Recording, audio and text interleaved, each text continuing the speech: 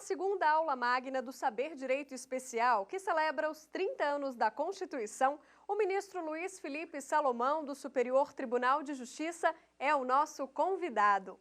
O tema da aula é a Constituição de 88, o STJ e a evolução do direito privado. Acompanhe.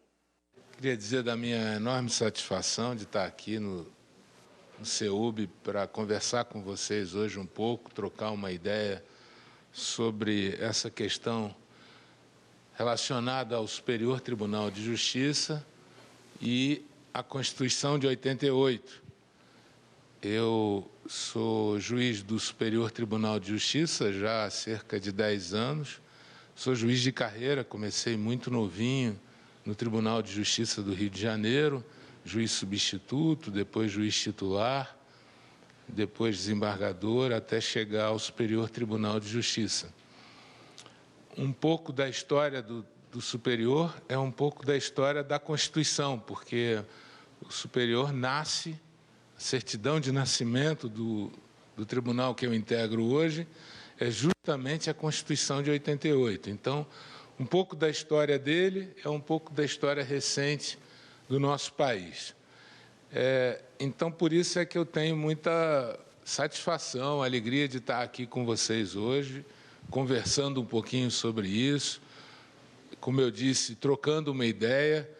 Não se tem nada pronto e acabado na vida para nada, por isso é que é muito interessante essa integração, interação com o pessoal da graduação, alguns já começando, outros já saindo, e essa integração para mim é muito importante, melhora a maneira como eu aprecio as causas que eu tenho para julgar. Eu quero começar com vocês com 3 frases para que a gente possa refletir. Todas essas 3 frases têm muito a ver, estão muito relacionadas com os temas que nós vamos tratar. Como eu disse, eu vou falar um pouquinho da evolução do Superior Tribunal de Justiça a partir da Constituição de 88 e vou falar um pouquinho da evolução do direito privado no âmbito do Superior Tribunal de Justiça. É isso que eu me proponho. Então, eu vou começar com 3 frases para vocês refletirem um pouco. A primeira delas é de um juiz da Suprema Corte americana, que faleceu há pouco tempo e marcou uma época lá, já que eu vou explicar um pouquinho para vocês quais são os modelos constitucionais de controle que existem no mundo. E um deles, que é o modelo americano, que foi o que nós seguimos, é muito importante para o desenvolvimento do meu raciocínio. O juiz Antônio Scalia, ele disse o seguinte: os juízes não têm ideia de qual é a vontade do povo. Nós trabalhamos em palácios de mármore, disse ele. A segunda ideia, que vai perpassar pelo que eu vou falar com vocês no desenvolvimento aqui do raciocínio, é de um economista, do professor Mário Henrique Simonsen. Ele diz o seguinte: o problema mais difícil do mundo, bem enunciado, um dia será resolvido. Mas se o problema for mal enunciado, jamais será solucionado. Então, muito do que nós temos para dizer é a forma de como dizemos. E, por último, para que a gente possa falar um pouco em mudança de mentalidade, de como os profissionais do direito vão trabalhar no século que se avizinha, tem uma terceira expressão do Javier Marias, eu não sei se vocês leram esse livro, chama Assim Começa o Mal, que é uma expressão do Shakespeare, em Henrique VIII, quando ele trata desse tema do absolutismo. O Javier Marias se apropria dessa expressão dele e utiliza o título do livro, é Assim Começa o Mal, muito interessante, um romance muito interessante. Ele foi quase ganhador de um prêmio Nobel de Literatura, e ele diz uma terceira frase para que a gente possa refletir. como nos muda a reação adversa. Pode reparar que quando a gente começa qualquer conversa, quando tem uma reação adversa, a gente já muda o ânimo de como encarar essa conversa. Assim também são as fórmulas do direito que nós vamos trabalhar se a gente tiver um olhar mais simpático para elas. Essa nossa viagem aqui, que eu separei um roteirinho para a gente conversar, ela começa para que a gente possa ter a ideia do nosso modelo de constitucionalismo, ela começa, e também para que a gente possa ter uma ideia de como se desenvolveu o judiciário e a magistratura ao longo dos séculos, né? Essa viagem nossa começa no século XVII, no Estado absolutista europeu, onde, claro, eu podia voltar a isso para vir lá desde o direito romano, de como é o nascimento da magistratura, mas eu acho que o tempo não permite. Eu fiz um corte para a gente começar no Estado, na Idade Média, no século XVII, onde prevalecia o absolutismo no sistema europeu, e o juiz ele era indicado pelo imperador, pelo rei, e essa indicação, essa subordinação, fez com que os juízes fossem muito fortalecidos. Eles tinham o poder de vida e de morte sobre as pessoas, mas, ao mesmo tempo, gerava para o magistrado uma subordinação quase que absoluta à vontade do rei. Ele era um longa-manos do rei. Esse era um modelo que era vigorante em quase todo o mundo então conhecido, quase toda a Europa continental, que tinha um modelo de reis e poderes absolutos. Depois disso, surgem alguns momentos que foram marcantes na história do mundo. A Revolução Americana, com a independência, que criou um modelo, uma pátria nova, um modelo novo de ver as coisas, e cria lá o sistema da democracia americana, e no desenvolvimento, na construção dessa nova nação, se cria um modelo de judiciário bastante diferente do que existia no mundo até então. Num caso que ficou muito famoso, um juiz da corte americana chamado Marshall, ao desenvolver uma tese, ele cria o que se chama de judicial review, um controle de constitucionalidade no embate que ele teve com o presidente da República, que queria demitir alguns juízes. Ele, ao mesmo tempo que admite essa demissão, ele diz: não, todos os atos dos outros poderes ficam sob controle do Poder Judiciário. E assim, a partir dali, a doutrina quase que universal passou a entender que a Constituição americana, quando criou a Suprema Corte, quando estabeleceu um modelo de juízes para os Estados Unidos da América, entendeu que a Constituição é bem enxuta, bem curta, porque quem vai interpretar os anseios da cidadania americana são os juízes que o tornam efetivo. Então, criou-se um modelo novo, diferente, de controle, de freio e contrapeso com essa decisão da Suprema Corte americana, e ali se estabeleceu um modelo para o mundo de controle de constitucionalidade.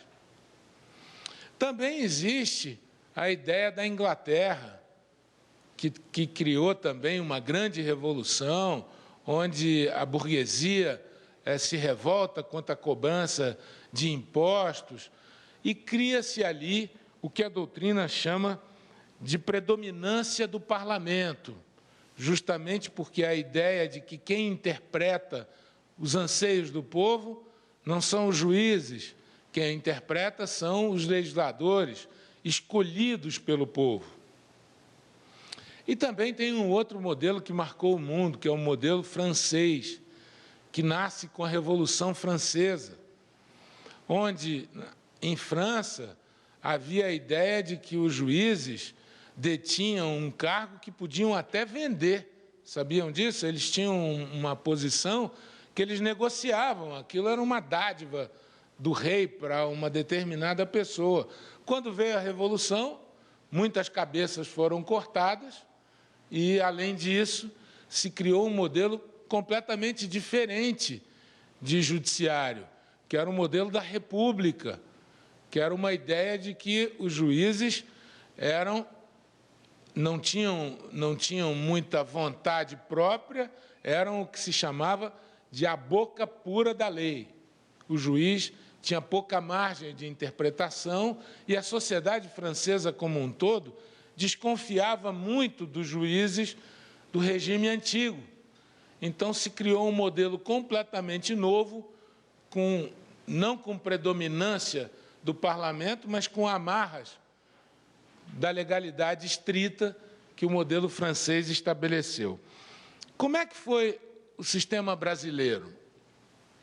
Bem, desde a primeira Constituição do Império, de 1824, desde essa primeira Constituição, nós temos um poder judiciário independente no Brasil. Começou, claro, com um judiciário ainda muito vinculado à coroa, vinculado a Portugal, mas na Constituição se assentou um poder judiciário independente e se mirou. Quer dizer, o nosso modelo constitucional de judiciário foi o modelo americano. Foi a ideia de que se entregava para o judiciário a análise, a avaliação dos anseios da sociedade, na evolução da sociedade. Pois bem, essas garantias da magistratura, algumas delas vocês já conheceram quando começaram a estudar o próprio judiciário, algumas são muito já propaladas quando se criticam alguns privilégios da magistratura, mas, na verdade, se esquece que são garantias do próprio cidadão, para que o juiz possa ser independente, para que ele possa julgar melhor as questões, inclusive frente ao Estado, que são as garantias da inamovibilidade, da irredutibilidade de vencimentos. São todas garantias que a maioria delas já consta desde a primeira Constituição do Império. Pois bem, essa foi a linha que adotamos até chegar na Constituição de 88. Como eu disse, a partir dali se inaugura um novo modelo para o Brasil. Por que nós resolvemos mudar? Porque se falava de uma crise do Poder Judiciário, de uma crise de volume de questões que vinham para dentro do Judiciário, e se falava muito e bastante de uma crise da Suprema Corte, porque como o nosso modelo, eu disse, era o modelo americano, nós tínhamos uma Suprema Corte que apreciava tanto a matéria constitucional como a matéria infraconstitucional pelo chamado recurso extraordinário. Acontece que, diferentemente do modelo que nós adotamos, que é os Estados Unidos da América, o nosso país tem muito pouca autonomia dos Estados-membros. É a federação que é muito prevalente. A maioria das leis são leis federais com pouca autonomia dos Estados. Foi assim que nós criamos a nossa nação. Não é certo nem errado. Foi a partir da união, da coroa, que se deu liberdade para a criação dos Estados. Ao contrário do modelo americano, lá, quem criou a União foram os Estados. Foram eles que se juntaram para criar a União. Então, são os Estados que têm força. Tanto é que a gente escuta falar, vocês já devem ter escutado falar, que determinado Estado, a maioridade vai até a partir de uma determinada idade, na outra é diferente. Tem Estado americano que é de civil law e não de common law. Quer dizer, há uma ampla liberdade para se autorregular, enquanto que aqui é o contrário. Então, como é que acontece isso? Qual é a repercussão prática? A repercussão prática é que, como tem uma legislação federal muito forte regulando tudo, e são inúmeros tribunais no país interpretando uma mesma legislação, claro que tem que ter um órgão de cúpula para poder uniformizar esse entendimento, senão vira uma bagunça enorme, né? Já pensou? Cada tribunal interpretando a mesma lei de uma maneira diferente? Então, é para isso que existia o Supremo Tribunal Federal, que julgava, e com um volume muito grande, as causas que envolviam a Constituição e as leis federais. Aí veio o debate da Constituição. Começou com a Constituinte, qual seria o melhor modelo, como é que se ia enfrentar a crise do recurso extraordinário. Várias soluções foram engendradas ali. Se imaginou de criar um Supremo com o dobro de ministros que tem hoje. Se imaginou de criarem filtros para a chegada do recurso extraordinário. Foram aventadas inúmeras soluções.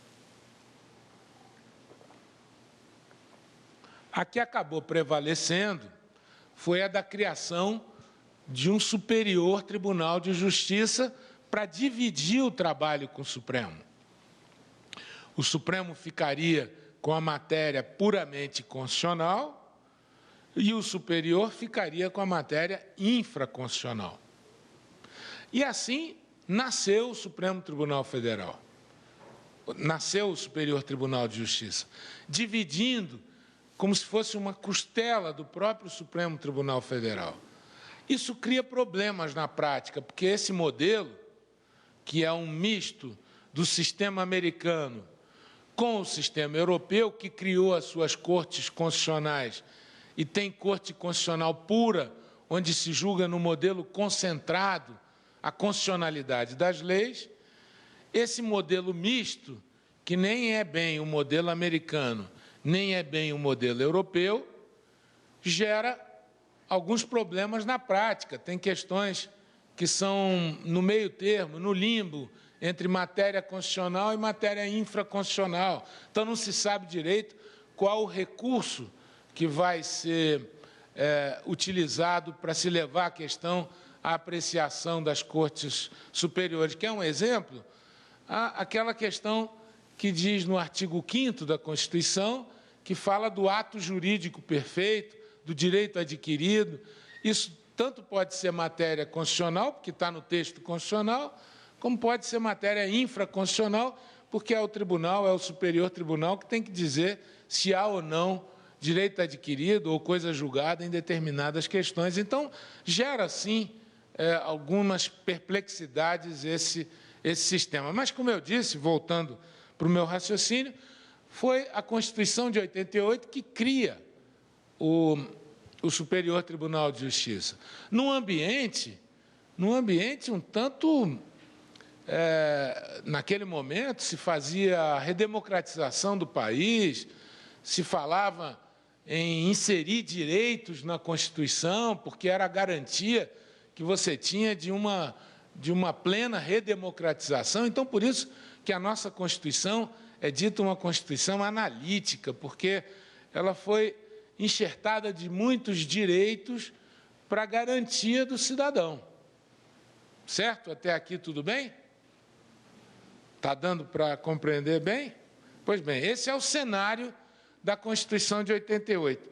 A partir dali, para o Brasil, por que eu digo para o Brasil? Porque já desde o pós-guerra, desde o fim de 45, quando terminou a Segunda Guerra, o mundo passou por uma mudança muito grande.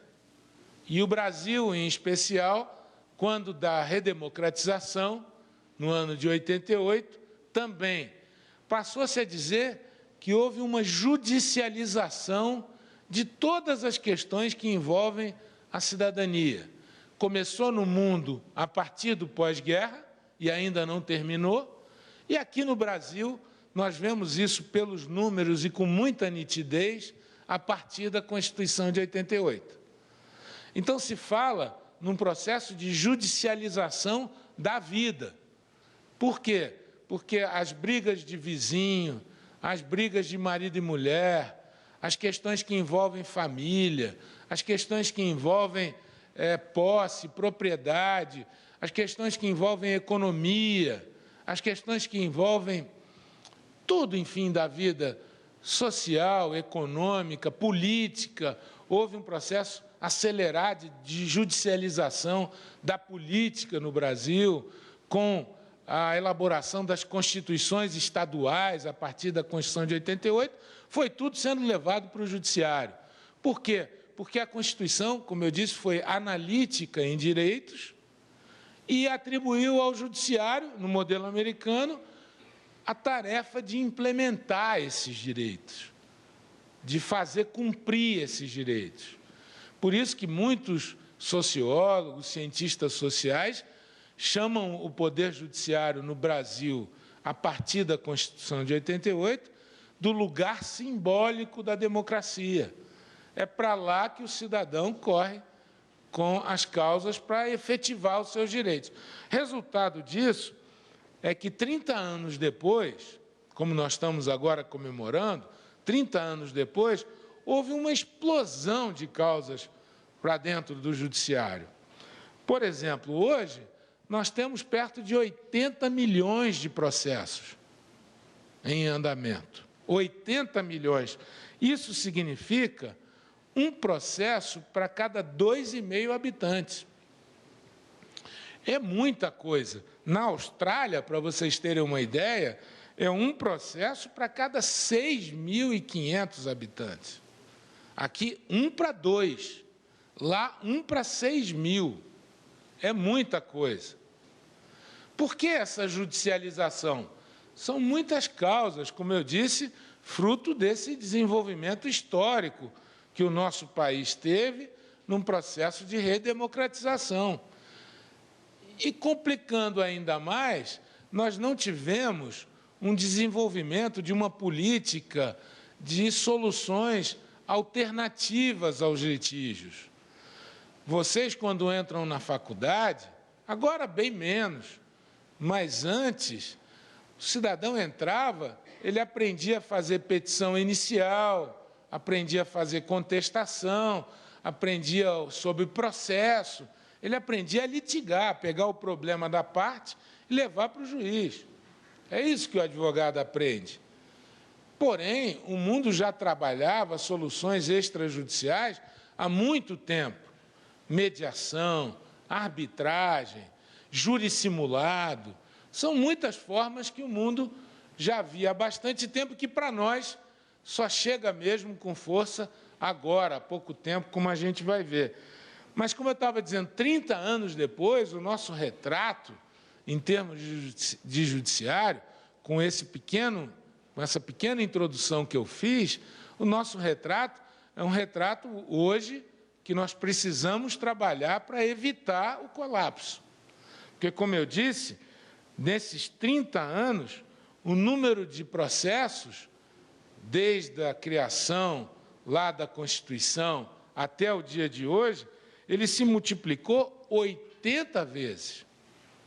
80 vezes desde a Constituição. E o número de juízes para julgar essas causas todas não chega a quadruplicar, são 4 vezes mais.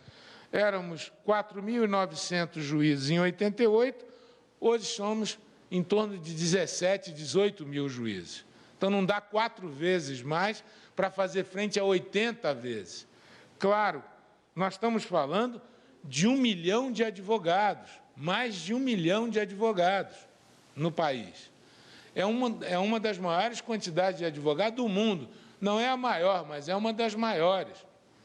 É um dos maiores quantidades de faculdades de direitos do mundo. Então, nós temos uma situação hoje que é a maior carga de trabalho de juízes do mundo. Segunda maior carga de trabalho de juízes do mundo. E uma taxa de congestionamento, quer dizer, aquela entre processos que entram e que saem, em torno de 70%. Pois bem, esse é o cenário que nós temos hoje. Surge, então, como eu disse, na criação do STJ, essa ideia de que ele veio para dividir o problema com o Supremo Tribunal Federal. Vimos o panorama macro de como está a situação da Justiça depois da Constituição de 88, agora vamos voltar um pouquinho para examinar o próprio STJ. Pois bem, um ano antes da Constituição de 88, em 1987, o Supremo Tribunal Federal havia recebido 18.788 recursos. 18.788 recursos, em 1987. E era a chamada grande crise do recurso extraordinário. No segundo semestre de 2007, mesmo com a criação do Superior Tribunal de Justiça, o Supremo batia a casa de mais de 45 mil recursos. Então, quer dizer, criou-se o Superior e não resolveu o problema da avalanche de processos no Supremo, mesmo dividindo o trabalho. Aí se criou o que se chama de repercussão geral, um filtro para o recurso extraordinário, que é exatamente o que nós estamos debatendo agora para o Superior Tribunal de Justiça, a criação de um filtro para o recurso especial também. Então, a partir da criação desse filtro, diminui para o Supremo o volume, mas ainda assim, em 2017, foram 54 mil processos, o que é mais do que o dobro daqueles 18 mil quando se criou o Superior Tribunal de Justiça para resolver o problema. Então, na verdade, nós temos hoje, pelos números que eu trago aqui, olha, nós temos dois problemas, dois tribunais com bastante carga de trabalho. O Supremo, que recebeu em 2017 54 mil recursos, e o Superior Tribunal de Justiça, que recebeu em 2017 quase 300 mil recursos. Então, a gente precisa agora repensar esse papel dos dois tribunais, para poder fazer frente a tanta responsabilidade que a Constituição incumbiu. No caso do STJ, por exemplo, se nós formos analisar, ele foi o tribunal incumbido de julgar e de interpretar todos os diplomas que foram surgindo a partir da Constituição de 88. Por exemplo, o STJ foi interpretando, assim quis o destino, o Código de Defesa do Consumidor, foi interpretando a lei da arbitragem, foi interpretando a lei da propriedade industrial, o Código Civil, que é de 2002, a lei de falência, que é de 2005, a lei da mediação, que é de 2015, e o novo Código de Processo Civil, que é também de 2015. Então, nesse momento, tem 3 novos desafios para o Superior Tribunal de Justiça. O primeiro grande desafio é justamente interpretar o novo CPC, que criou um sistema bem interessante. Ele introduziu aqui no nosso direito o que nós chamamos de sistema de precedentes. E alguns desses precedentes são vinculantes e faz com que haja mais segurança jurídica. Então, a forma de se fazer esses precedentes, de interpretar e de aplicar esses precedentes, é o Superior Tribunal de Justiça que vai lapidar essa ideia, que vai implementar essa ideia na prática. Também, eu acho que, particularmente, vocês vivem um momento muito interessante de estarem na universidade nesse exato momento. Eu digo isso porque, como eu falei logo no começo, como nos muda a reação adversa, esse é o momento que nós estamos passando por uma mudança substancial, em vários pontos. Primeiro ponto que nós estamos mudando, a profissão, o juiz, o advogado, o advogado público, o advogado privado, o promotor, tudo isso vai passar por uma grande mudança com as inovações tecnológicas. Não sabemos aonde isso vai parar, eu vou ver alguns pontos muito rapidamente com vocês de temas que aparecem no direito privado. Vou ver rápido aqui com vocês, para dar uma ideia dos novos desafios que o judiciário vai ter para apreciar. Isso vai impactar diretamente a profissão que nós adotamos. E, por outro lado, eu acho que um outro desafio muito interessante para vocês que estão começando ou concluindo o curso de Direito é essa mudança de mentalidade. Ou seja, não é o judiciário um único lugar que vai resolver os litígios da sociedade. É preciso a utilização de soluções extrajudiciais. E elas são cada vez mais fortes, cada vez mais intensas. Então, assim como eu disse que é um direito novo, o direito dos precedentes, que vocês têm que estudar, temas que nós, quando eu estudei, a gente não via, que é utilizar o sistema de precedentes, stare decisis, overruling, temas como esses que o direito de precedente do direito americano traz, do direito da common law traz, também aqui, quando se muda a mentalidade e se avança para que não seja o judiciário o único local que resolva conflitos de interesse, nós vamos criando técnicas novas. Hoje tem muitas universidades, eu não sei se aqui se ensina, mas você pode preparar o profissional para uma técnica de mediação. Eu não sei se é eletiva, muitas faculdades fazem eletiva de mediação, de arbitragem. Há muitas faculdades de direito que fazem competição hoje de arbitragem. É muito interessante avaliar essas soluções extrajudiciais, júri simulado, opinião de um terceiro interessado.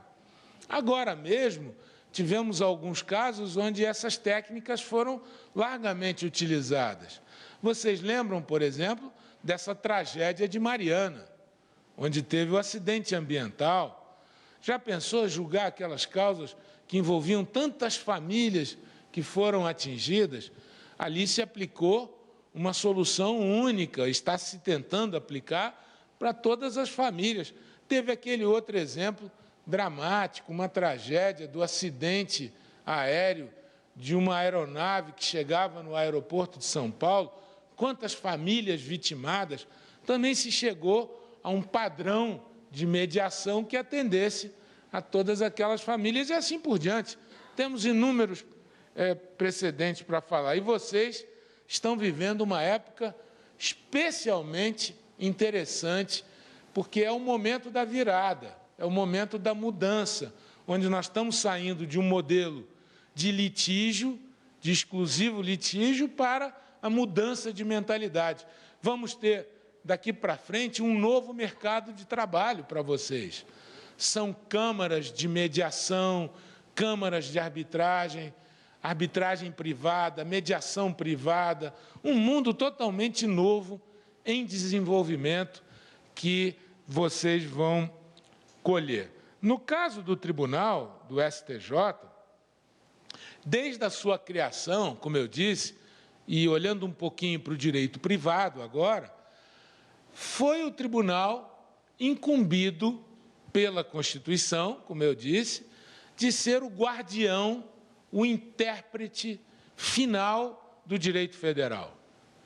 Como nossa legislação é forte, como eu vi no campo federal, como são inúmeros tribunais, tem Tribunal de Justiça em cada estado, tem Tribunal Regional Federal em cada região, tem a Justiça Militar, tem segmentos de justiça, família, civil, crime, trabalhista. Já pensou se não tivesse um tribunal que pudesse uniformizar essa interpretação? Já pensou a balbúrdia que seria? Então, exatamente é esse o papel do Superior Tribunal de Justiça. E para fazer isso, para ser esse tribunal que efetivamente é o guardião do direito federal, se utiliza, a Constituição chama assim, de um recurso nobre chamado recurso especial. O ministro Fux costuma brincar, quando ele fala de recurso extraordinário e recurso especial, ele diz que o advogado, quando vai cobrar da parte os honorários, ele fala, bom, agora eu vou propor um recurso extraordinário. Esse aqui é bem mais caro do que o recurso especial, que é um pouco mais barato. Eu sei que vocês vão ser profissionais, vão ganhar os seus honorários, não vão querer cobrar por essa diferenciação de recurso extraordinário e recurso especial, mas ele costuma brincar muito com isso, dizendo que a lei, que a Constituição chamou esses dois recursos, deu o nome de recurso extraordinário e recurso especial, que é muito interessante. Pois bem, o recurso que o STJ utiliza para uniformizar a interpretação da lei federal é o recurso especial. E são inúmeros casos que vão chegando lá hoje, que dão bem a ideia desse novo tempo que estamos vivendo, do tempo da pós-modernidade, da sociedade de consumo, que o Bauman, aquele filósofo polonês que faleceu há pouco tempo, chamou de tempos líquidos, né, de modernidade líquida. Ele que melhor interpretou esse fenômeno, que é o fenômeno da maioria de vocês, das redes sociais, da tecnologia, né? Pois, vejam, nós estamos recebendo alguns casos no STJ onde estamos discutindo exatamente esses impactos da nova tecnologia no nosso dia a dia. Quer ver um exemplo? Nós julgamos há pouco tempo um caso sobre obsolescência programada. São peças que integram determinado máquina ou determinado sistema, onde elas são programadas para dar problema depois de um determinado período. Normalmente é logo que termina a garantia. Então, são inúmeras... Tem até um documentário alemão, se vocês tiverem tempo para assistir, é muito interessante que ele começa a contar a história da lâmpada elétrica nos Estados Unidos, que é quando se juntou o pessoal para dizer, olha, se as lâmpadas elétricas tiverem uma duração de muito tempo, ninguém vai querer comprar mais lâmpada elétrica, porque ninguém vai ganhar dinheiro com isso. Então, começaram a reduzir o tempo de vida durável da lâmpada elétrica. E, a partir dali, foi refrigerador, automóvel e assim por diante. Hoje, na era da tecnologia, nós temos, por exemplo, quem já não ouviu falar, temos um caso para julgar, que vai dar muito pano para a manga, que é a história dos sistemas operacionais em celular, em tablet, né? e smartphone. Né? Você compra aí você, a partir do momento que você não compra os modelos novos, vai sendo atualizado o sistema operacional, que daqui a pouco o seu não está funcionando mais. Então, nós vamos ter que dizer, por exemplo, se isso é possível, se há responsabilidade civil do fabricante, do vendedor, de quem é essa responsabilidade. No caso que nós julgamos, era uma peça de um trator que, logo que terminava a garantia, a mesma peça dava problema. Então, nós julgamos o caso, reconhecendo, foi o primeiro precedente no STJ, reconhecendo a obsolescência programada. São muitos os casos de indenização que surgem no STJ nesse mundo moderno. Quer ver um exemplo? Indenização por tempo perdido. Hoje, você fica, quem de nós já não teve um aborrecimento ligando para um call center, que você fica ali, o sujeito te deixa ali 1 hora, você tem vontade de pegar o telefone e jogar pela janela? Não passaram por esse problema? Ou só eu que passei? Pois é, aí hoje já existe uma modalidade nova de indenização chamada indenização por tempo serviço, por tempo perdido, fila em banco. Já começamos a debater esse tipo de questão que é típico da era moderna, né? Quer ver um outro exemplo que julgamos há pouco tempo, também do mundo moderno? Assédio em coletivos, assédio em metrô, em ônibus, em trem. nós temos 2 turmas de direito privado no STJ. Como eu disse, é o tribunal que uniformiza a interpretação da lei. Então, nós temos casos lá no STJ de indenização por assédio em metrô. E as 2 turmas de direito privado já reconheceram o cabimento dessa responsabilidade do transportador, porque se alega que esse é um fato de terceiro, e fato de terceiro não gera indenização. Quem está no direito civil já sabe disso, mas essa é uma exceção à regra. Por que é uma exceção? Por vários fatores, teria que ir no precedente para julgar. Um outro caso muito interessante é um caso de superendividamento. Que momento que existe a possibilidade do juiz limitar o desconto no salário ou na conta corrente? É um tema do momento que a gente está julgando, tem 2 posições muito diferentes entre a terceira e a 4ª turma do Superior Tribunal de Justiça. Outro dia julgamos um caso também relevante, responsabilidade civil em rede social. A questão era a seguinte: um determinado professor de um cursinho preparatório para concurso colocava as aulas dele, mediante remuneração, claro, aulas virtuais, né? Aulas que você compra o pacote pela internet e assiste às aulas desse determinado professor que preparava para as provas. Um cidadão conseguiu piratear essas aulas. E numa rede social, no caso era o Orkut, mas pode ser qualquer rede social, Instagram, Facebook, mas era ainda na época do Orkut, é que chegou para julgar só agora, mas a princípio é o mesmo. O princípio é o mesmo, a justiça é demorada, ela é lenta. Mas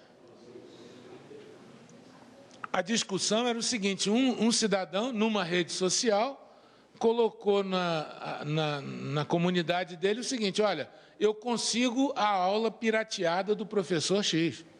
Você pode ligar para mim, que por um preço barato eu consigo. O que aconteceu? Tanto o cursinho quanto o professor foram em cima do administrador da rede social, que é a Google, né? Foram discutir se ela deveria indenizá-los, porque o rapaz que integrava aquela comunidade sumiu, claro, ninguém mais encontrou. Ele era pirateador de curso, né, de aula de cursinho.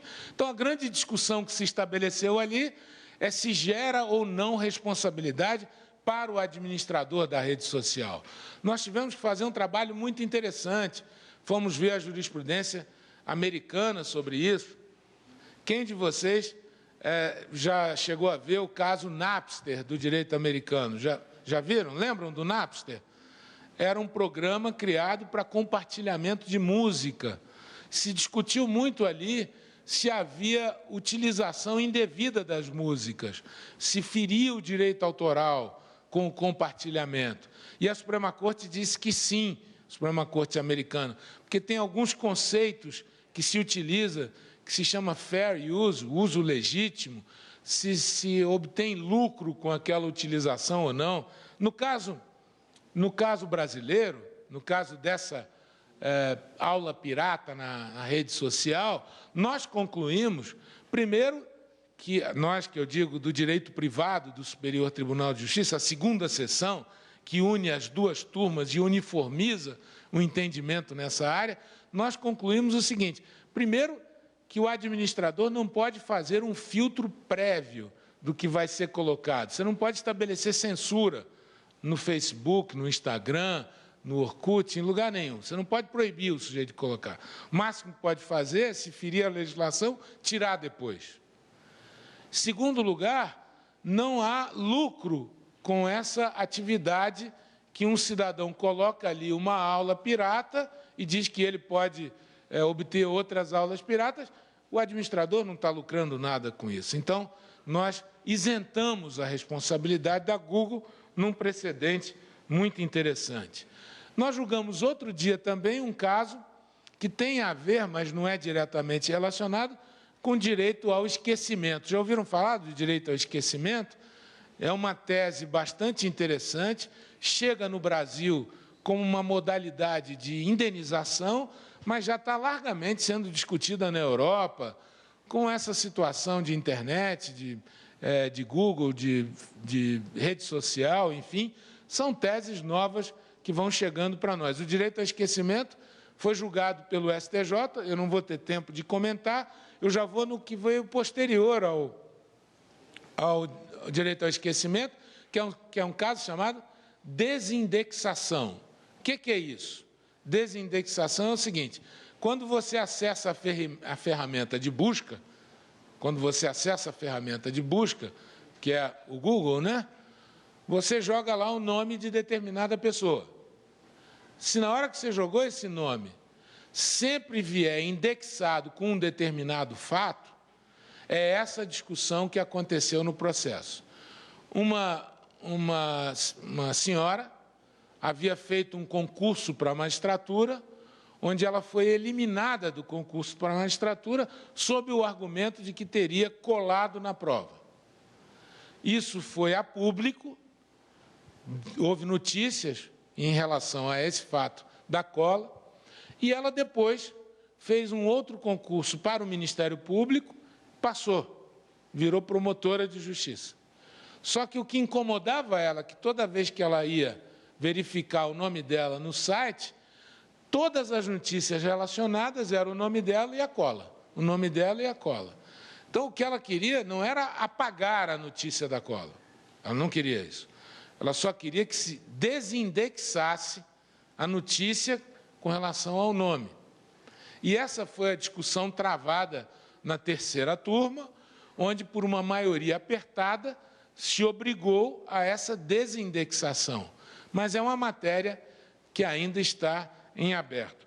Tem outros tantos temas que estão chegando hoje, por exemplo, se a gente começar a pensar no drone, qual é a responsabilidade, de quem é a responsabilidade com a má utilização do drone? Quando ele violar, por exemplo, a intimidade de alguém, quem que responde? O fabricante também responde? Se nós formos mais além, veículos não tripulados, automóveis, havia uma empresa, a Uber, estava fazendo testes com veículos não tripulados e teve que suspender em 2018, em março de 2018, os testes, porque houve um acidente.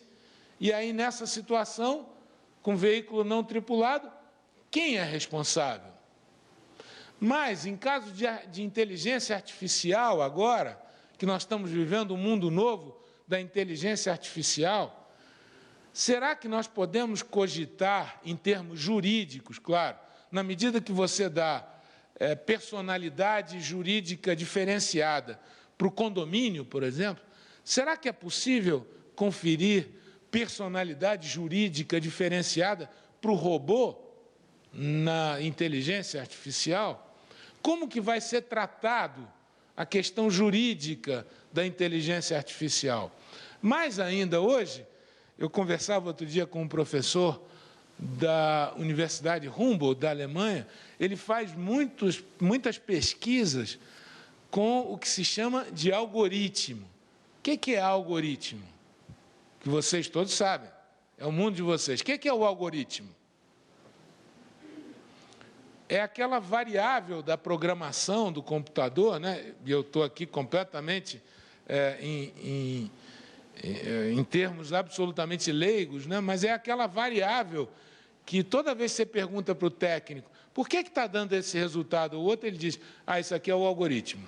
A gente não sabe exatamente o que é, mas ele dá a resposta para a gente.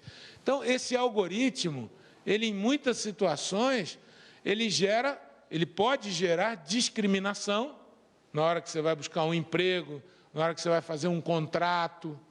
Então, há muitas pesquisas hoje sendo desenvolvidas. Hoje, a maioria dos contratos, dos pagamentos, tudo é feito pela internet. É saber se esses algoritmos podem influenciar, e em que medida influenciam nas contratações, no mundo moderno. Teria tantos outros temas como transplante, barriga de aluguel, reprodução in vitro, eutanásia, esterilização humana. Agora, mais recentemente, estamos vivendo a época da proteção legal de dados no país, né? Uma recente lei, a 13.709, modifica esse sistema.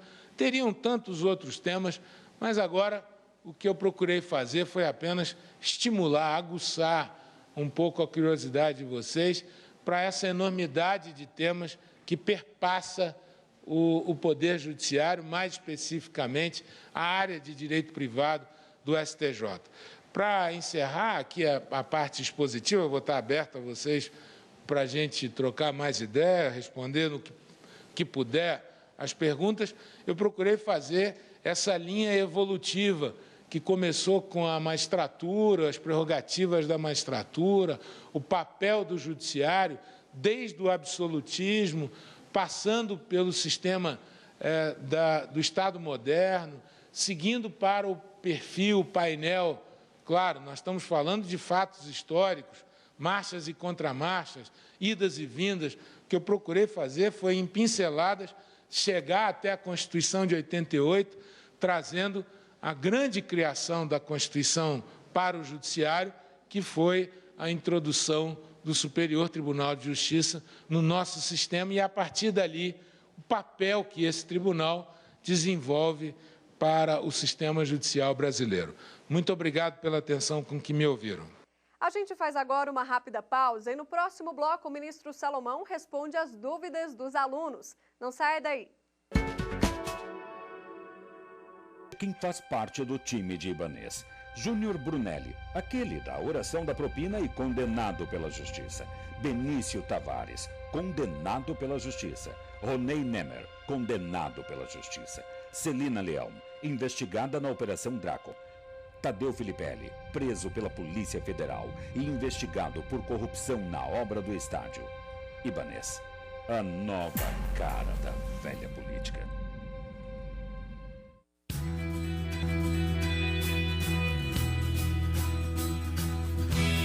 Preservar a memória da justiça brasileira é preservar a nossa memória.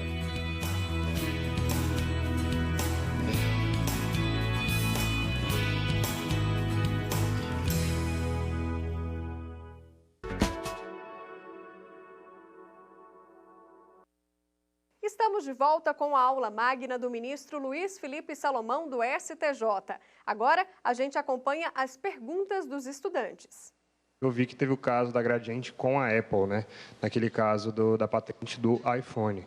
Eu queria saber que, mesmo a Gradiente tendo colocado a patente no INPI antes da Apple, o porquê que a Apple conseguiu essa vitória em cima disso e porquê dessa patente e por que a Apple conseguiu sobressair a segurança jurídica que a Gradiente tinha com essa patente no INPI?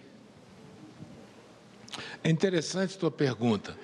Eu acho que, para respondê-la, né, é preciso manejar um pouquinho o conceito do direito marcário, alguns conceitos do direito marcário, direito de marca. E foi essa a utilização que nós demos ali quando interpretamos todo o sistema do direito marcário. Não há a precedência do registro, não é a única forma de conferir ou de garantir a utilização da determinada marca em determinadas situações, né? Há alguns conceitos, alguns princípios, especialmente quando a gente trata de marca forte ou marca ainda não tão forte na sua utilização, e como isso pode ser em relação a marcas genéricas. Nesse caso, a Apple, que quer dizer maçã, né? E o iPhone, que também quer dizer dá a ideia, né, de um telefone com internet, né, que foi a ideia principal. Se pegar o acórdão que acabou prevalecendo, foi por 4-1 o julgamento, vai se ver que essa marca e essa expressão, essa locução, iPhone, ela poderia ser utilizada por qualquer um, né? Por qualquer um pode utilizar independentemente do registro, porque ela tem um significado muito comum, que é um telefone acoplado à internet. Então, o que nós valorizamos mais foi todo o emprego de recursos que a Apple fez ao longo de anos para poder alavancar a ideia de que o iPhone, e quando se pensa em iPhone, ninguém vai me dizer que está pensando no telefone da Gradiente, está pensando na marca da Apple. Então, nós fizemos esse contrabalanço, manejamos alguns conceitos de direito marcário para dizer que aquele uso não era um uso exclusivo da Gradiente, sim, ela deveria sofrer essa mitigação. Os fundamentos todos estão no acórdão. Meu nome é Lara. Eu gostaria de falar sobre um debate que estava acontecendo nesse processo eleitoral, de a possibilidade de uma nova Constituição. Qual a sua opinião sobre? Nós estamos com 30 anos da Constituição e, como já tem sido dito, repetido, novamente reiterado, é o mais longo período de regime democrático sob a vigência de uma determinada Constituição. Nosso país, ele viveu algumas constituições diferentes de outros países do mundo. A Constituição americana, como nós sabemos, é a única desde a sua fundação como país, né? Mas o nosso modelo não foi assim tão tranquilo e nós tivemos aí algumas constituições que foram sendo substituídas. No nosso caso, esses 30 anos de uma Constituição democrática, exaustiva em direito, sim, mas com algumas outras vantagens, eu não vejo possibilidade de se criar nada melhor nesse momento para o nosso país. Não há possibilidade de se fazer nenhum outro pacto que seja melhor do que esse. O problema é como estamos empregando esse pacto, como estamos utilizando essa Constituição. Então, essa que é a chave para resolver o problema. Então, eu acho que não precisa, na minha visão, de nenhuma constituinte ou de nenhuma Constituição nova para resolver os nossos problemas. O senhor mencionou a relação do filtro criado pelo STJ por conta da gama enorme de processos. De alguma forma, isso limita o acesso à justiça, que é considerado um direito fundamental? Pois bem, é interessante, né? Quando se criou o filtro para o Supremo, que é denominado de repercussão geral, se discutiu muito isso, se a criação de um filtro impediria o acesso à justiça, né? Não impede, porque assim como tem pressupostos dos recursos, por exemplo, um pressuposto da tempestividade, um pressuposto do preparo, que todo mundo aqui estuda ou vai estudar quando tratar de recursos em processo civil, assim como tem esses pressupostos, esses requisitos, pode a própria Constituição instituir um requisito especial para a admissibilidade do recurso extraordinário e do próprio recurso especial. E foi o que ela fez.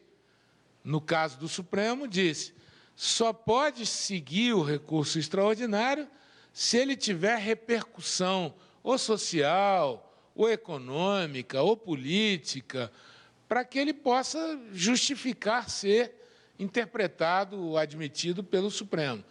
Da mesma forma, no caso do STJ. A grande dúvida que surge é o que são causas que contenham essa repercussão geral ou que contenham esses requisitos. Então, no caso do STJ, e analisando o ponto do direito privado, o que são causas relevantes para o direito privado? São causas de valor alto, por exemplo? São causas que envolvam qualquer tipo de direito indisponível, por exemplo? São causas ambientais? São causas de família? todas elas envolvem relevância ou repercussão.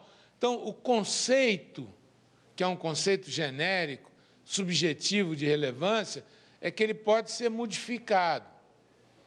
E a partir daí, hoje o Parlamento já trabalha com essa ideia, para o caso do STJ, de se estabelecer, por exemplo, algumas relevâncias que são presumidas. Causas que ultrapassem um valor X têm relevância presumida. Causas que digam respeito a direito indisponível, relevância presumida. Então, aí, retira a subjetividade e acrescenta um dado objetivo. Mas, até agora, o projeto de emenda à Constituição está parado, já foi aprovado na Câmara e seguiu para o Senado. Vamos ver se agora retoma o seu andamento depois da eleição. Minha pergunta é, devido aos grandes avanços tecnológicos e uma legislação tardia, vemos um desafio para o Judiciário. Qual a sua análise sobre isso? São inúmeros, né? Tanto do ponto de vista de causas, eu mencionei algumas. Outro dia nós julgamos uma questão interessantíssima de proteção de dados, para dar um exemplo disso. Quando você contrata com cartão de crédito, contrata pela internet, que tudo é feito pela internet, você está dando uma autorização numa cláusula para que os seus dados pessoais sejam compartilhados com outros parceiros comerciais do cartão de crédito. Hoje, isso é absolutamente normal no trânsito comercial. Aí veio uma ação civil pública do Ministério Público dizendo isso é uma prática abusiva, isso é uma prática ilegal. Nós julgamos na 4ª turma e anulamos essa cláusula. Porque não se pode, sob o pretexto de compartilhar com parceiros comerciais dados, hábitos de consumo, isso tudo hoje é moeda relevante no mercado de consumidor que nós vivemos, não é? Então, você não pode, sem autorização expressa, utilizar os dados do consumidor dessa forma. Então, tudo isso impacta o judiciário nas causas que são submetidas à sua apreciação. Como eu vi aqui, alguns desses temas começam a chegar com muita intensidade no judiciário. Ainda não temos um direito formatado para resolver esses novos produtos que saem das novas tecnologias, e impacta também o próprio desenvolvimento das carreiras relacionadas ao judiciário, né? Seja o advogado, que trabalha num escritório ou dele próprio, ou um grande escritório, que tem inúmeras causas que são repetidas, que precisam da ferramenta, por exemplo, da inteligência artificial, seja para o próprio juiz, que tem que hoje utilizar ferramentas para poder julgar melhor, conhecer melhor as questões que têm a sua apreciação, para o Ministério Público, que tem novos desafios, impacta de várias maneiras. Como é esse exatamente o momento da virada, nós estamos tateando com isso, criando o judiciário do futuro a partir dessas novas tecnologias. Muito obrigado pela atenção. Obrigado. Obrigado. Esta edição do Saber Direito Especial chegou ao fim, mas você pode rever a aula magna no nosso canal do YouTube, é TV Justiça Oficial. Obrigada pela companhia e até a próxima. Tchau!